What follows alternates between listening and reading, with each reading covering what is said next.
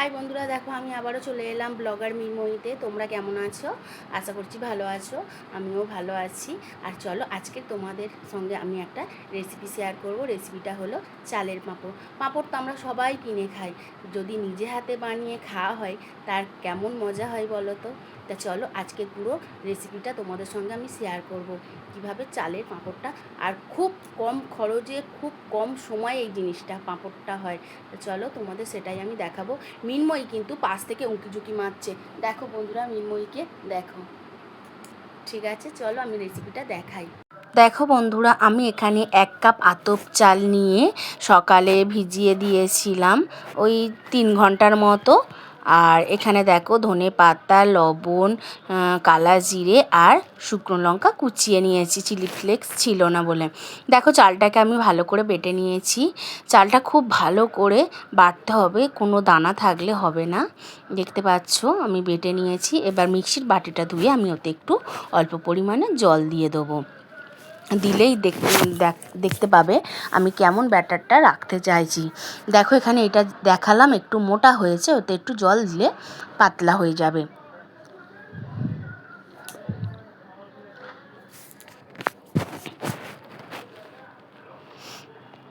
দেখো বন্ধুরা, পাতলা করে ওখানে যে মশলাগুলো নিয়েছিলাম, লবণ, কালা জিরে, ওইগুলো দিয়ে গুলে নিয়েছি। আর এখানে দেখো একটা প্লেটের মধ্যে তেল লাগিয়ে প্লেটের মধ্যে মাঝখানটায় দিয়ে দিয়েছি। দেখো দেখতেই পাচ্ছ আমি সমান করে নিয়ে। আর এখানে দেখো ভাপে বসিয়ে দিয়েছি। দেখো এখানে দেখো স্টিম হচ্ছে।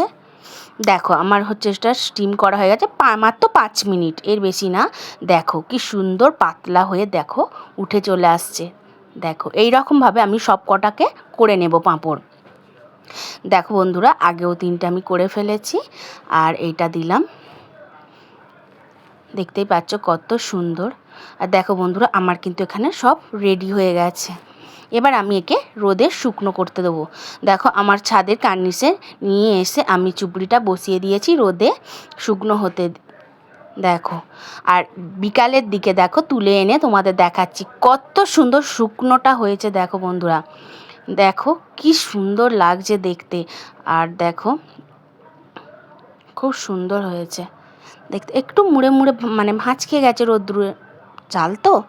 দেখো এবার আমি তোমাদের ভেজে দেখাবো জিনিসটা কেমন হয়েছে।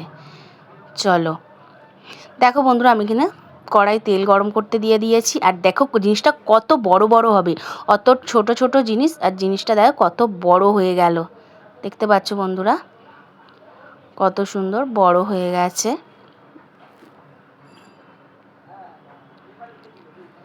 একটু ছাঁকা তেলে ভাজতে হবে। দেখো আমার এখানে সবকটা ভাজা হয়ে গেছে। দেখো কত বড় বড় হয়েছে আর খেতে দারুণ হয়েছে। মানে কেনা পাঁপড়ের থেকেও মানে এত সুন্দর হয়েছে খেতে। পারলে তোমরা একবার ট্রাই করো কিন্তু। চলো ভিডিওটা আমি এখানেই শেষ করছি।